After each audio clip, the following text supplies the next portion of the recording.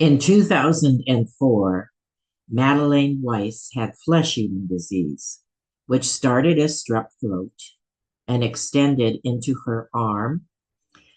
And she had a 1% chance of survival. The doctors were threatening to remove her upper right quadrant, but after 7 weeks in the hospital and 3 months off of her post at Harvard Medical School, here she is. She is here today. She is happy. She is Mm. healthy. She is prosperous. She is productive. And she comes with a smile. Welcome, Madelaine. You can't see me, whoever is listening, but I hope you can feel my smile because Oh, as I was listening to it, I was sort of having an out of body oh, experience as if you were talking about someone else, and it made me okay. smile. Have you ever felt like giving up, quitting, throwing in the towel? Welcome to Never Ever Give Up Hope featuring Carol Graham. She's an author, health coach, and motivational speaker. Backed into a corner multiple times in her life, Carol shares with you stories on how she overcame some of the toughest obstacles a person can go through in life, but refused to give up hope. Rather than admit defeat, an opportunity was presented, and it involves each and every one of you. Carol will feature spectacular guests who will share their messages of hope, encouragement, and their inspiration to prove why life's adversities only make you stronger. And now, welcoming the host of the show, here's Carol Graham. You're a busy lady. I've lived a long time. That's a perfect answer to that. I love Well, yeah, it's true. It's that. true. You Okay, live long enough, you have a chance to do a lot of different things. that is correct. Okay, so Madeleine, tell us your Yes. story. So, I want to clarify one thing. I mentioned strep throat because it's the same strep as strep throat, but it wasn't strep throat because it wasn't in my throat, it was in my arm. So when you have that strep in your throat, you take antibiotics and then you're fine. In the arm, it's a completely different story. It's deadly. And I had no idea. All I knew was that my elbow hurt. And one of the hallmarks of flesh-eating disease, which I know unfortunately more about than I would otherwise have known, one of the hallmarks is pain out of proportion to anything that you can see. So it hurts like crazy and it looks like nothing. Wow. Yeah, so on my first trip to the to the ER, or what do they call it now? The ED, the emergency department. On my first trip there, they kind of thought it was nothing and sent me home with a couple of prescriptions, but it was 2 in the morning and it wasn't a particularly good neighborhood. My son was just home from his first year of college. And of course, you know what he was doing. He was sleeping, and I didn't want to wake him up. So I just went into his room and sort of patted him gently and gave him a little kiss on the head and said, I have to go out for a few minutes. I'll be back soon. And I went to the emergency department at Mass General, and then they sent me home. And they, after keeping me there for quite a while, or what I remember as being like forever, they drew an ink mark down my arm and said, if the redness travels down through this, where we drew a border for you, you should come back. Really? And yeah. And so I went back in the morning because it had traveled all the way down my arm.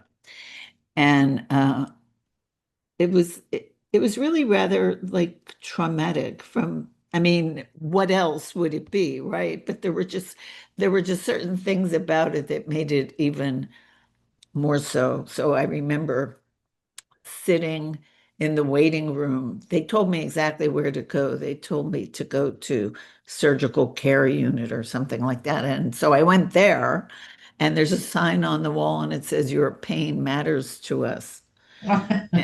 And I'm sitting there, and Oh, I see like nurses poking their heads around because it wasn't exactly 7:30. And I'm in this excruciating pain. And I said, like, do you have like a Tylenol or something? And they oh, said, I know, it's so sad. And they said, well, we're not open yet. So so I sat there crying, and they finally took me in and they reprimanded me. They said, we see that your prescriptions are hanging out of your purse, so you didn't have them filled. And I said, well, it was 2 in the morning and it's a bad neighborhood and I was by myself. So I thought I would do that in the morning when it would be safer. But then I saw it went down past the ink. So here I am. And they said, well, go get your prescriptions filled oh my word. and call us and keep us posted on how you're doing. So the next day I woke up with like blisters like all over it was all purple and blistery. It was just really kind of grotesque. And they finally admitted me. And once they admitted me, they took very, very good care of me. Mm. But it was not easy getting in. to, Wow. How long to, ago was this? so that must have been, yeah, like 2004. Okay, okay, Yeah. okay. Go ahead. Well, so they said they were the treatment for this disease is amputation. Wow. So they said they were going to amputate the surgeons wanted to amputate my upper right quadrant. So And before you continue, let me stop you there and ask you what emotions were running through you at that point? How did you respond internally? I noticed in your materials you say things about miracles. It is only recently that I've begun to think about it somewhat in that context myself. There was the head of infectious disease, a lovely, lovely man, came to I was on like a cot in the hallway. I would say my bedside, but it wasn't exactly a bedside. And he came up to me and he said to me, all these doctors, one by one, were saying to me, you have a 99% chance of dying. Wow. And I finally said to them, I hear you. I got it. Why do you all keep saying that? And Yeah. I figured out later that maybe they were trying to get me ready for why I needed this amputation so that Oh, yeah, that I'm just guessing because that sort of right. makes sense to me. But this lovely angel of a man came up to me and he looked at me and he said, I don't know what it is about you. There's something in your eyes. I don't know what it is, but I think you can fight this. And Wow. yeah, and I'm gonna let you do that. I'm gonna tell them all to back off and to Huh. let you do that. And he said, this is the hardest decision I have ever made in my life, in my whole professional career. And if I'm wrong, you're dead. Wow. I know. So wow. And and he let me fight this wicked thing off. And you can't see it, but I have my arm. It's not without scars because they had to do skin grafting and they took skin from my leg to my arm. But I can remember the first, like when I was released from the hospital, I was in the hospital for 7 weeks. I had 10 trips to the OR for them to Wow. clean things out and to repair it. And I remember sitting down in front of my laptop with my, you can't even imagine how swollen my fingers were. I wasn't even supposed to be able to use my hand. And I remember putting it on the keyboard and then they moved. And I thought, oh my God, I can type. It was like, as long as I can type, I can live. That's how that's how attached I am to my laptop. But yeah. Did they ever figure out how you got this? Well, see, that's the thing. Nobody knows how I got it. I will say that my office at the medical school was next door to a lab where the students were doing research, and there was a strep spill. The Oh, met the medical school did studies on this, and their finding was that it was a different strain of strep A than the one that I had. hmm. So so I don't I don't get too involved cognitively and Right, right, emotionally. right. Of course. I'm not going there because it doesn't matter anymore. But I don't, yeah. So I don't know. I was at a meeting the night before and there was a hole in the screen and a mosquito came in. So I have no idea.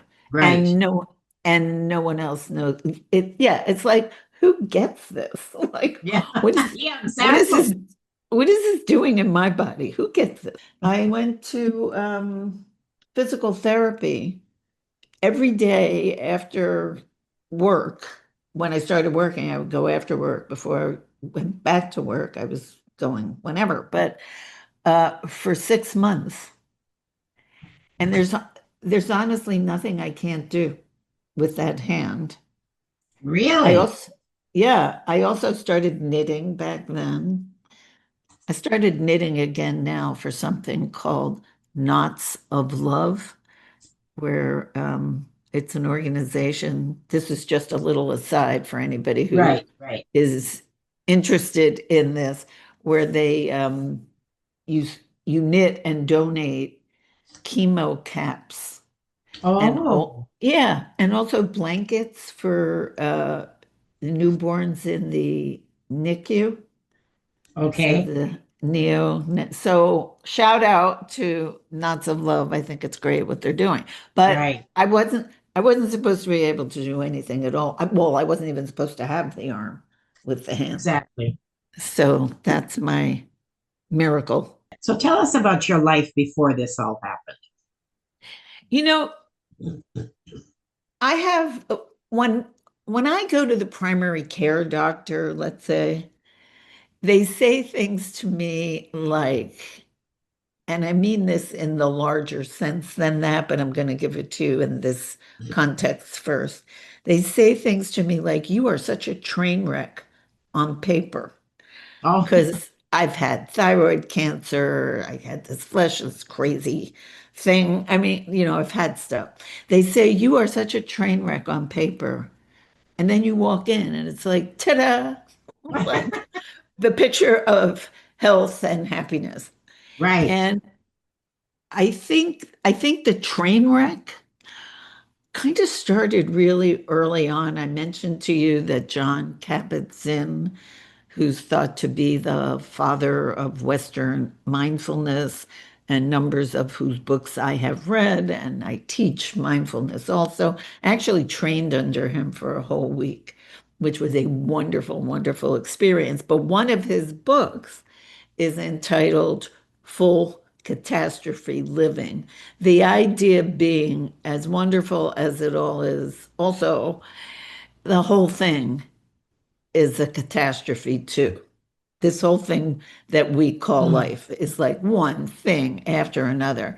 And that was mhm, certainly, certainly true for me. So and I think I mentioned to you about being over disciplined as a child in ways that everything's connected to everything else. mhm, So there were things about that caused other problems, or that led me to create my own other problems. So I had a very strict father who honestly, again, I kind of rewrite things, and I invite all your listeners to be able to do that too. That we don't necessarily rewrite, we don't necessarily write the beginning of the story, but we can recreate the middle Oh, and the end. that's perfectly said. Thank you for that.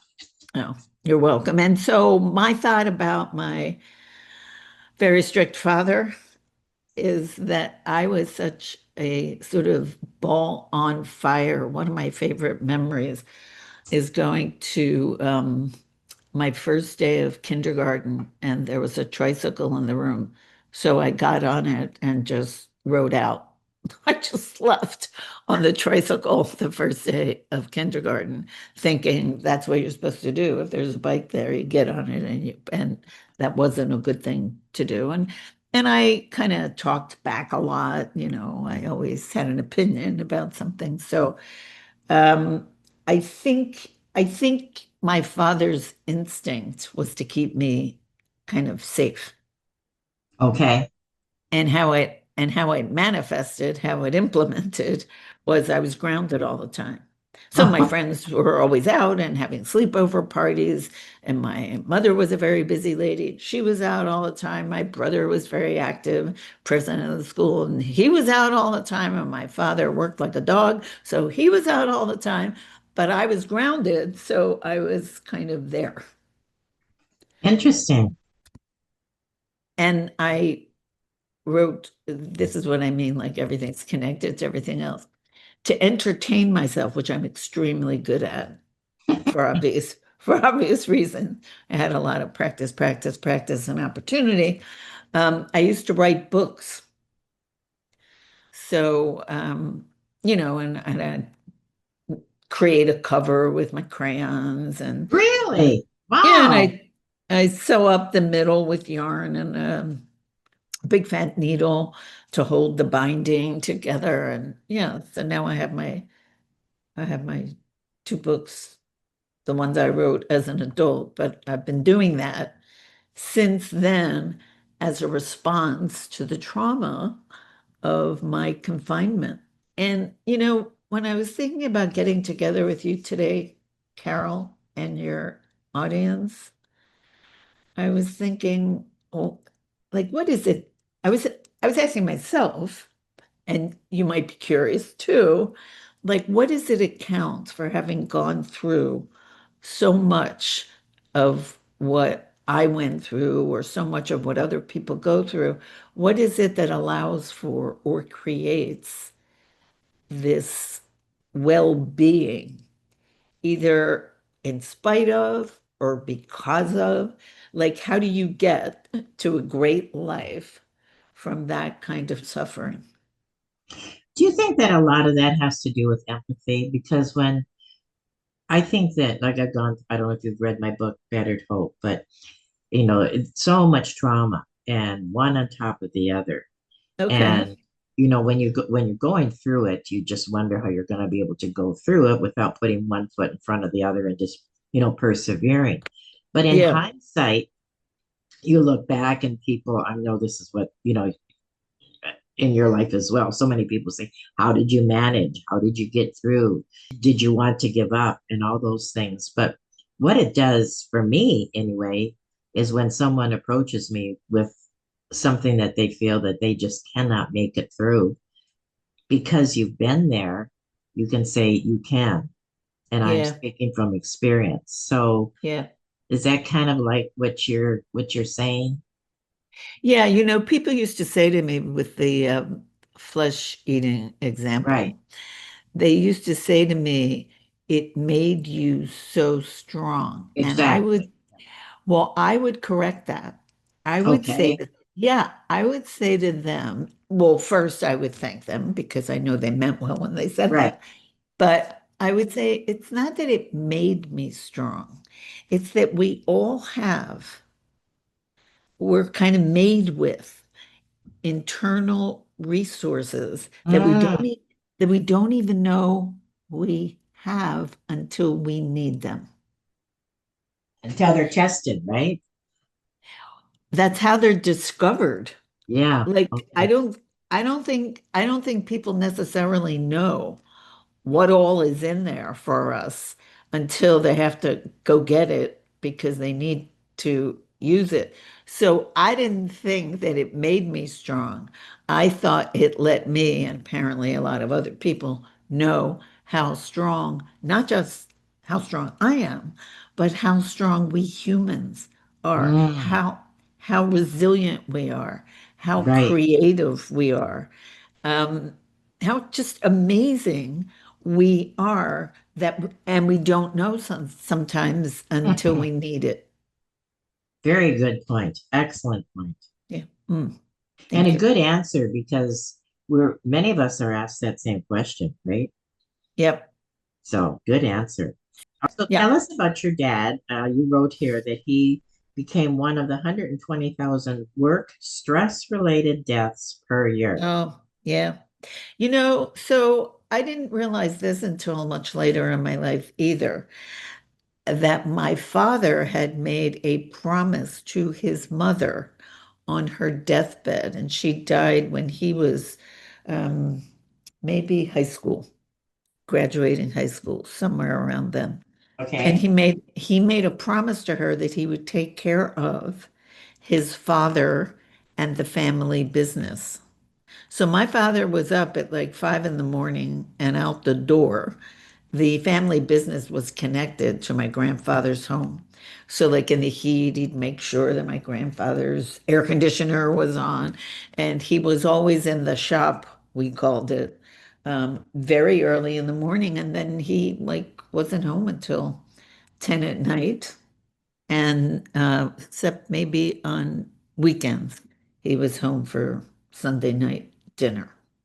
And on Friday nights, we would have also dinner together because I would go to my grandparents. So he was Mm, already there because the shop mm, was connected to there. So the man worked pretty hard.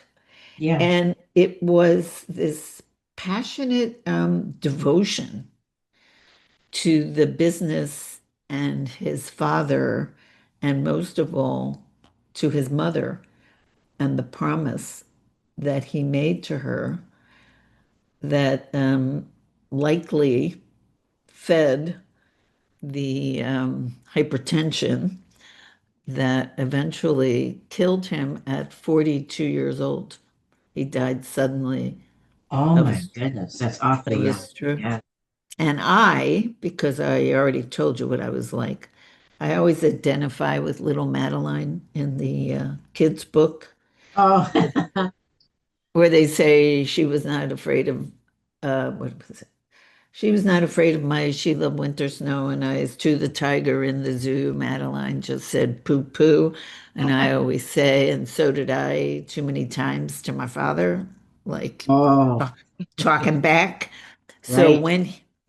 when he died, I people did not, in my part of the world, people did not talk to their children about their feelings. And that was part of Right.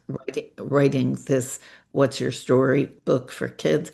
Um, the way more parents do, God love them, now with their kids, like providing space Yes. for Yes. how a child is responding, reacting to some event. That none of that happened. So I was kind of left to the thoughts in my own head. And since I already knew that I was in trouble all the time, I figured I was bad, and that all that trouble I was causing actually. So when they say, "What did your father die of?" I thought he died of me for being so, they used to call it fresh. And it was not until one day in the cemetery with my mother at my father's grave. We went to his grave together. And I was quite a bit older by this point. I was an adult and not living in the home. And I went to visit her. And so we went there, and I broke down about how all my fault it was. And Oh, yeah, and she said, I always say this was her shining moment as a mother, where she said, no, honey, it wasn't you, it was work. So mm, apparently there was he was in the garment industry, and at that time some whole lot of garments got cut wrong or something, and he was a contractor. So whatever that Right, right. was it in from what she could see was very stressful to him. But most people don't die from something like that. So his vascular system was not in such great shape to begin with, Hmm. anyway. But that was the first anyone had tried to explain a context for that trauma in our family and that trauma in my life. So do you think this is what encouraged you to go into the field that you went into? Well, I was very worried about my mother financially because nobody expected anybody to be dying at 42 years old. So he did not have a lot of life insurance. So my mother, who was my father's bookkeeper, and she was also president of the City of Hope. She was very active in the volunteer world. When he died, she went to work in a steel factory, and I was concerned. So I didn't go to college right out of high school. When he died, I was 15 and a half years old, and I remember going in my neighborhood into all the storefronts trying to get a job so I could help. Uh, And no one would hire me. And I always had this fantasy that my mother was going in behind me and telling them, no, we're good. We don't need this. But then I realized it was Pennsylvania and they had child labor laws, and I wasn't old enough for anybody to hire me. But remember, nobody was talking to me about anything. So, like, exactly. I was Yes. just coming to my own conclusions the best I could. So at that point, I'm actually, I sort of pat myself on the back for what I did. Somehow I got myself into um, the University of Pennsylvania School of Medical Technology, and that was a year and a half program. So I could then come out and get a job, which I did.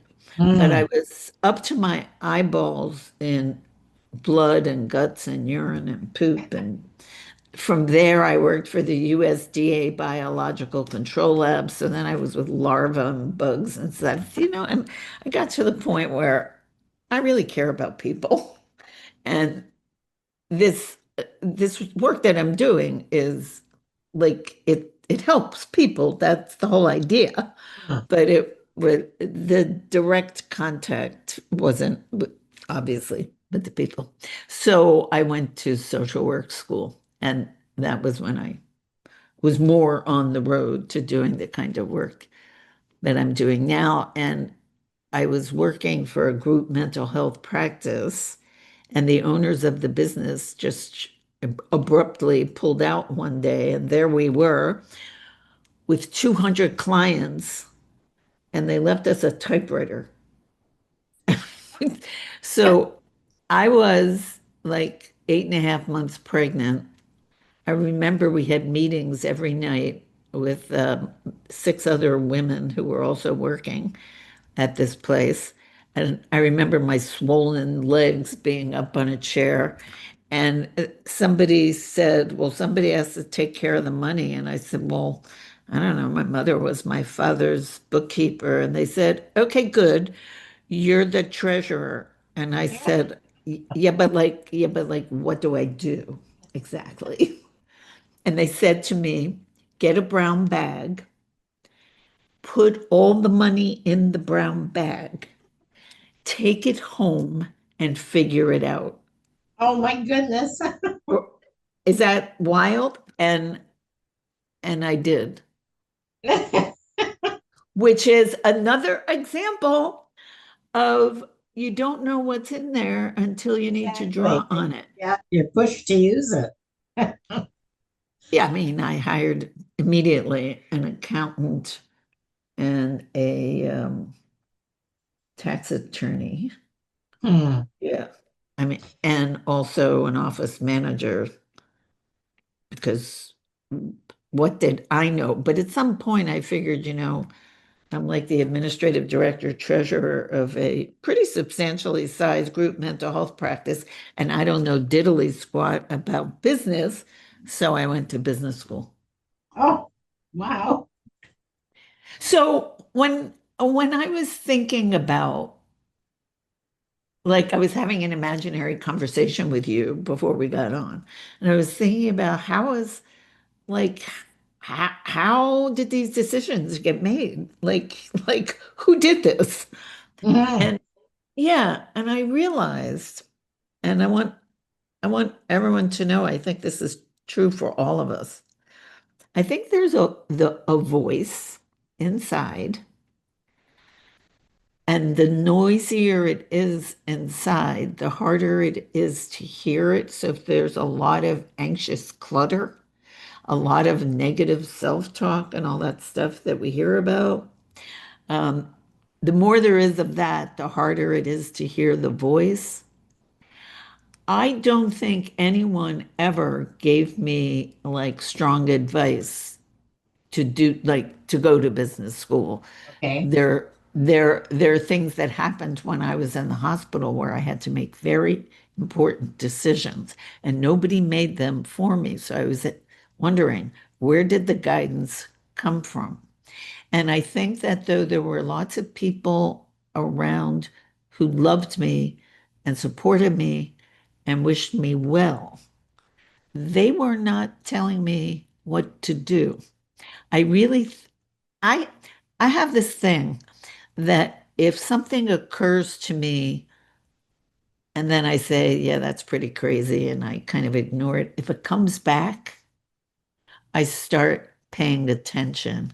And I think that's where my decision-making guidance comes from, this inner voice. So I encourage anyone who's listening that the quieter you can get on the inside, the, the smarter the decisions that you make about your life are going to be. That's so interesting because I just told that to somebody yesterday.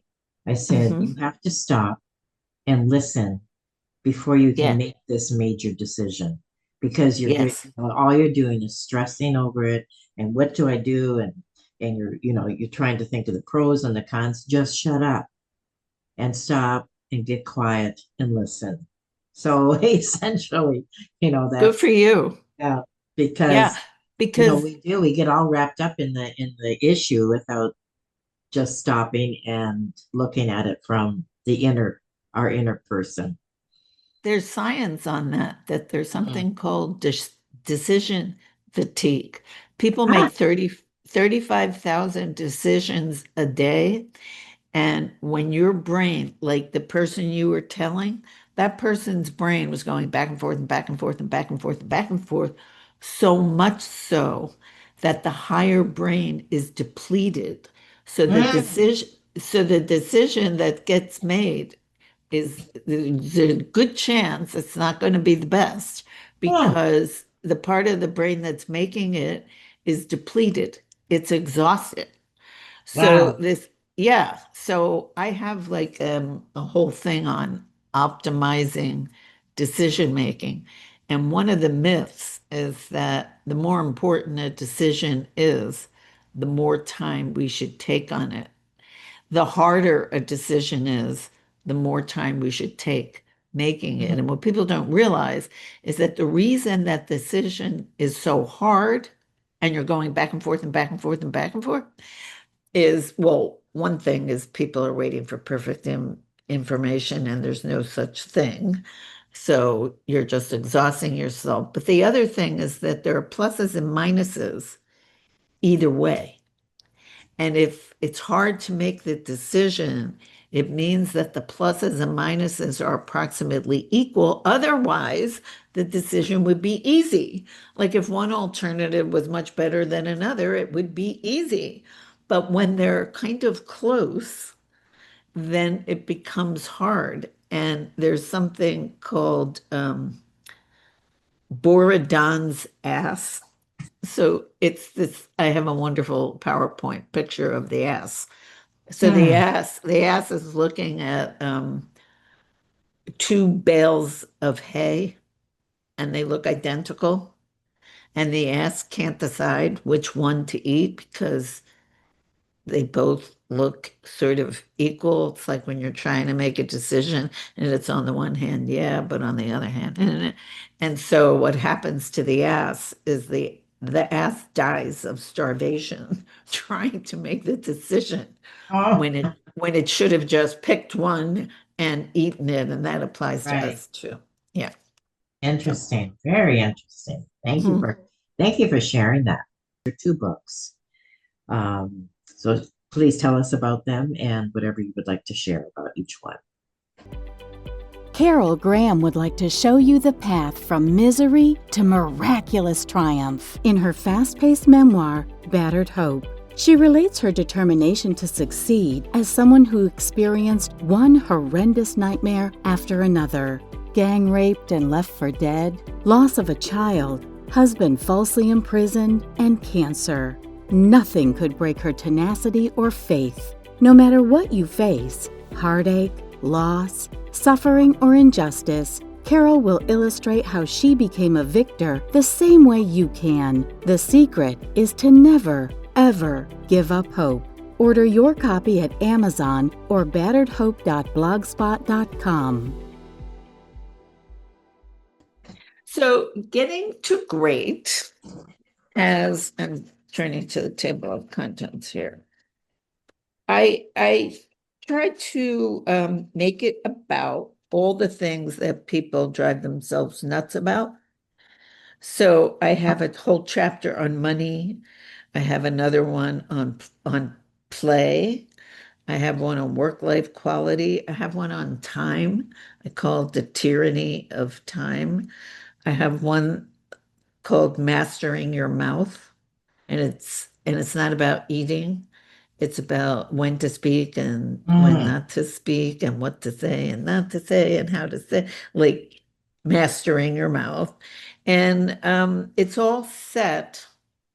I'm a big fan of evolutionary psychology, meaning why we are the way we are and how it's helped us to survive as a species, but how it also, when it's on automatic and we're not very aware of what we're doing and why we're doing it, that sometimes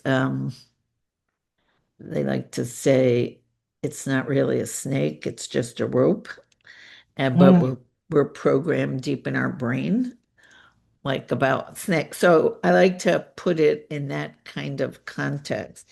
And every chapter has it like a little case study about whatever the topic is and an experiential exercise. And my favorite one is the one on money, which I did myself and it changed my life. And then the kids' book was, I never, I work mostly with adults. I work with adults about their parenting, but I don't work directly with the kids, although I have delightful and delicious ones in my family. But that's not what I was doing professionally. But so many of my adult clients would say things like, why didn't somebody tell me any of this when I was 8? And I was Okay, thinking, right. yeah, and I was thinking, why didn't somebody tell me when I was 8? So I looked to see if anyone did.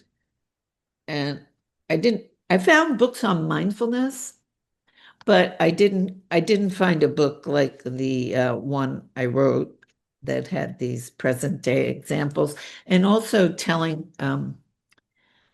teaching kids how the mind makes up stories for us to live in, and that's a good thing because it brings some order to our lives. But sometimes the stories are just stories, and it's good to be able to learn the difference. So that's a major message in What the age? book. And then they get to write stories.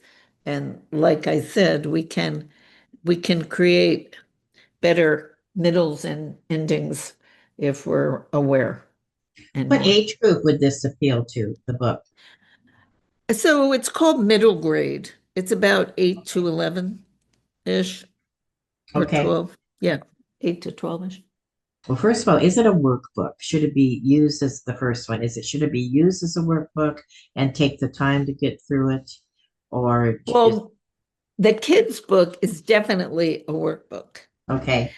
The other one, because it has exercises, I suppose you could say it was a workbook, although I have to say I didn't think of it as that sort of. In other words, could it be used like in a group setting as well?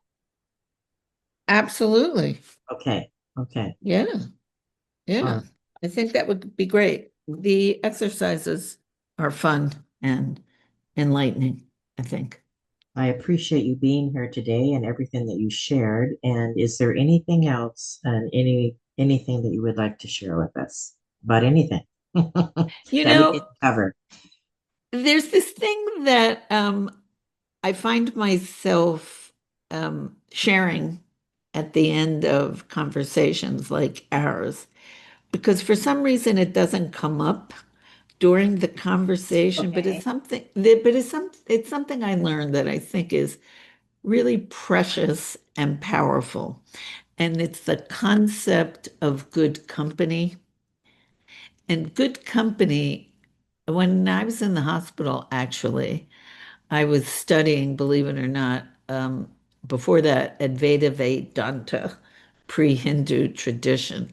So it goes to the same place as mindfulness and Buddhism. It just goes on a different path to get there, but it goes kind of to the same place. And I love it. And one of my tutors brought me this book, Good Company. That's the title of the book, and it's out of that tradition. And what good company is, it's not only the people that we're with, although it is very much that, but it's the books we read, it's the music that we listen to, it's the food we eat. It is, and I want to put a line under this one, it's the thoughts in our head, which are not always good company. So the idea is we do get to pick and choose some of this stuff.